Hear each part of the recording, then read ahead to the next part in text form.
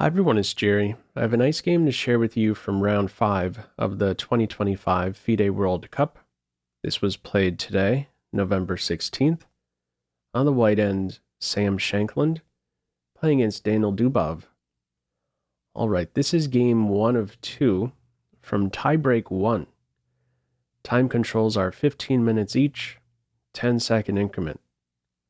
Alright, with this one we have a London system setup. Bishop posted on f4. Let's get a few healthy moves in out of this opening phase. Preparing to fiend Ke2. Queen c2. No fiend Ke2 in this game. Instead, pressure on c4. Tension immediately resolved. Knight recapturing a couple pressure points. And now h4. This is a very nice multi-purpose move. Space grab. Maybe h4, h6, if allowed. What is another point behind it? Well, it's revealed after black's next move. Bishop captures bishop, and the king here does the recapturing. The rook will stay put behind this h-pawn. White is not interested in recapturing with the rook, keeping open the option of queenside castles. Nope. This will be the king's home, and this is a way to activate the rook now that the h-pawn has advanced. Knight captures bishop from here. Doubled pawns. Isolated pawn. Knight d7. We're 11 moves in. Clock update. Shankland has 16 minutes remaining, and Dubov has about 11 minutes. This last move is timely. Black is in a spot to respond to knight g5 with knight f6, covering the mate threat. You really don't want to be responding with the bishop capture, opening up the h-file. So knight d7, rook d1, and from here c6, holding up the d5 break. There's a d5 break, or even an f5 break. Black cannot interfere or hold up both. Black's choice here is with c6. If you play knight f6 here, holding up the d5 break, there is a knight e5 move. So this knight, for at least the time being, is going to compete for this e5 square. Try to offset this strong post on e5 by white knight. From here it is c6. We get the f5 break in there. White's undoubling the pawns. Now, queen taking up a very nice post. Knight goes to f6. Okay. e5 now available. Knight hops in. c6 attacked, defended. h5. And from here, black plays bishop to b4. Considered better, computer is drawn to h6.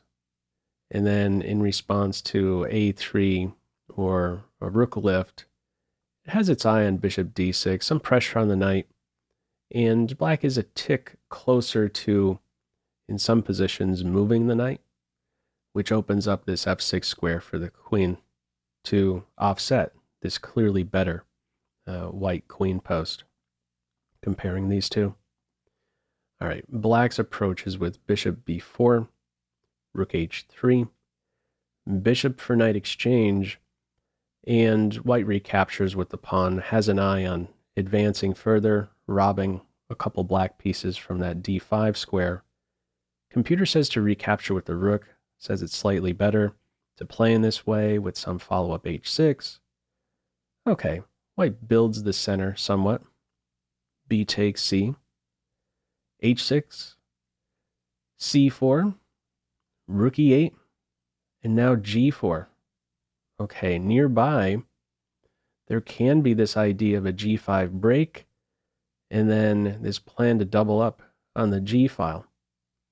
For the moment, now that rook e8 has been played, this point is a bit more sensitive. So the knight is pinned here. Black defends this point, rook c7. We're at move 20. One more clock update. Shankland has about 10 minutes, Dubov 5. Okay, from here, we have rook e3. Rook centralizes. If you go for this g5 break, what maybe kept Sam from going for g5 here, after pawn takes and queen takes, there is knight h7, and the queen is ready to come out next and assume a very active post. g5, maybe f6 as well. Okay, we don't see the g5 break here. It's rook e3, and from here, black challenges the queen post, and from there we're going to see a queen exchange. Another move the computer sees as top, at the very top in this case, it's drawn to b5. Now if b5 is played and we revisit this g5 move, g5 would not be a good idea here. There is a tactical resource, there's a key difference, I should say, between a white rook on h3 and e3. If you go in for g5 in this position, a resource for black is knight d5, not to h7 in this case, d5. The rook and king, the knights move away. Tactics are in the air when there's still a knight around and pieces are arranged like this. The only move for white in this position would be to move the rook and defend the queen. Taking the queen, black first inserts the capture with check and only then takes the queen. A position like this is favorable to black. Evaluation here is reading around minus 0.8. Okay, my point, it is not a good idea with the rook on this e3 square to go in for g5. Follow up here is queen c8, queen takes queen, rook c takes queen, a4, follow up rook e to d8, king e2, knight d7, f4, and from here move 25, knight f8. The evaluation here is about +1. Evaluation aside, this position is much easier for white to play. White is really better in every way in this position, higher quality pawns. Invasive pawn here on h5, we'll see just how great of an asset it can be in this game soon enough. Knight definitely better than black's knight.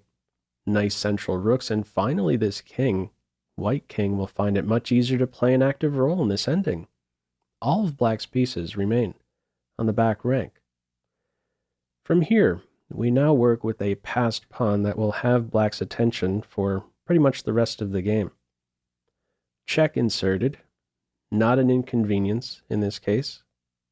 King steps up, and now rook d6, blockading the pawn. Not the ideal blockader, okay, but you're blockading at this point with something.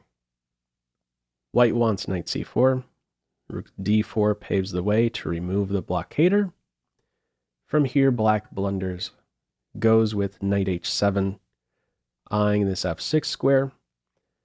Here's how the computer wants to play it. It says target d5, and after it is defended, play b5. Rook is there to support this. Pawn is holding up the knight c4 move, removing the blockader. And if white wants access to c4, black in the end can point to this guy and say, I have a passed pawn as well. Knight c4, rook d8, it says that this is still holdable. Okay, black's approach here is with knight h7. If we test out a couple other moves, knight moves, these will fail. First, looking at knight d7, there's knight c4, very awkward post for the rook. We have a check, king h7, and from there you could already look to advance and soon go ahead, challenge that knight. Not a good position for this rook. Also, if black tried to be fancy in this position here after rook d4 with knight e6, working on this pin, you could take the knight. Very nice line here. Pawn takes knight, rook takes rook, there's e7. King can't stop the pawn. The d4 rook can't stop the pawn. You'd have to fall back with this piece, and white would be winning now with knight c6. Rook takes knight, you queen. Rook is under fire. If it moves, you're promoting next. White's going to be up a piece there. Okay, my point. There isn't a way to play knight e6 successfully. We have here knight h7, knight c4, rook d8, and from here d6 is played straight away. Certainly feels like the consistent follow-up. Computer says tick better is to get to the 7th rank and then drop the knight on e5, go after f7. Okay, d6 still very healthy. e6 no longer under control. The knight heads back to f8, eyeing e6. Rook e7, knight e6. Let's move 32. Final clock update. White has about 3 minutes remaining to black's minute and a half. Rook e4, and from here, a6 is played. Seems very sensible. Get out of the line of fire. You're setting up after a6, b5 to give the knight a kick, undermining the support of d6. Black's ready to remove this very dangerous passed pawn. We'll see the issue with this approach soon enough. Here's how the computer says to play it. Insert a check, demote the king, and then inch over with the king. This interferes with this idea to play d7 and rook e8. The rook would hang there. In this position, if white takes the a7 pawn, there's knight c5 targeting the rook. And this is a problem. The rook has a responsibility at this point to watch over the knight. If you go in for the doubling on the 7th rank, there is rook captures knight and there's no win there. It says you can take pawns, but there's just no win there. Perpetual check. The other detail is that in this position, if the rook tries to stay glued to this knight here, the draw for black is to bug the rook through this b3 square.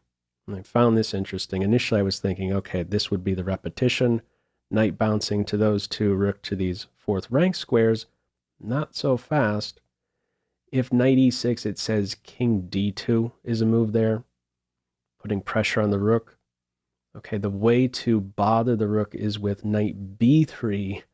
This prevents the king move to d2 targeting the rook, and from here, this is the perpetual. We would end up seeing the rook on these two, knight on these two.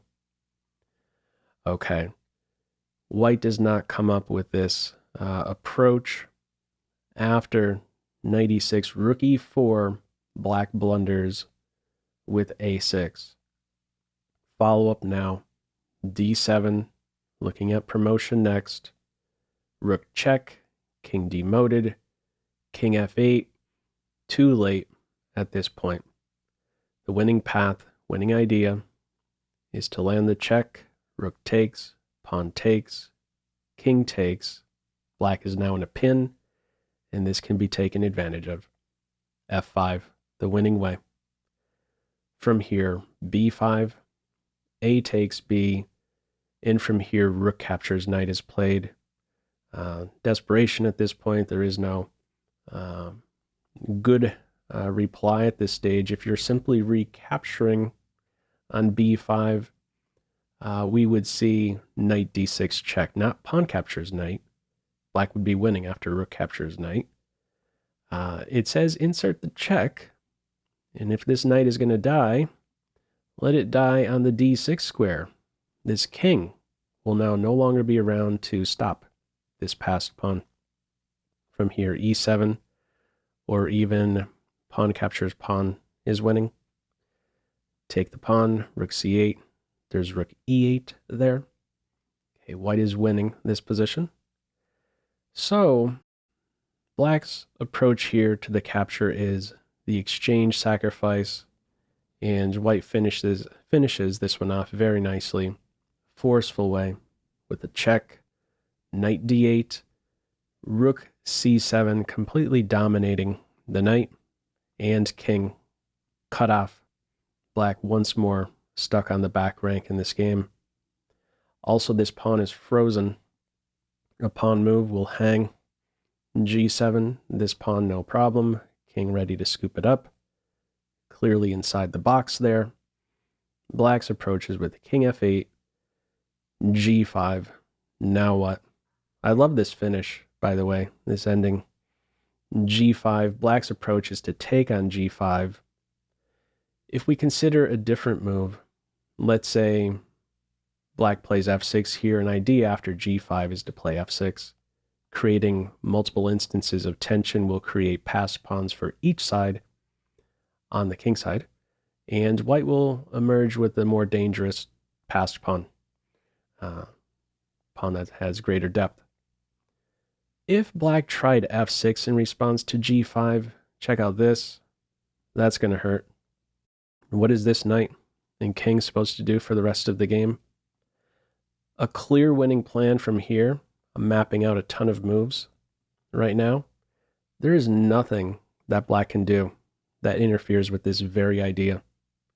Eventually, you move the king to C8 when the king is on E8, and on that next move, you will be winning the knight, and of course, the game from there. So, Black does not play F6. He captures on G5. The knight is thrown in a pin. Black unpins, but you can now capture the knight. King captures rook, and after F6, Black resigns. What are you supposed to do here? White is going to be queening a pawn very soon. King E8, you take the pawn, there's no King F8. You promote next. If you play G6, H6 is winning. And finally, if you acquire a fourth passed pawn, it's no match for this further advanced passed pawn. White is queening in just a couple.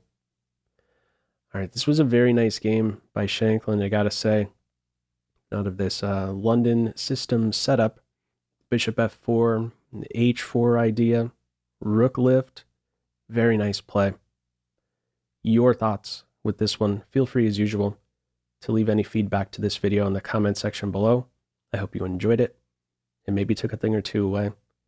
That's all for now. Take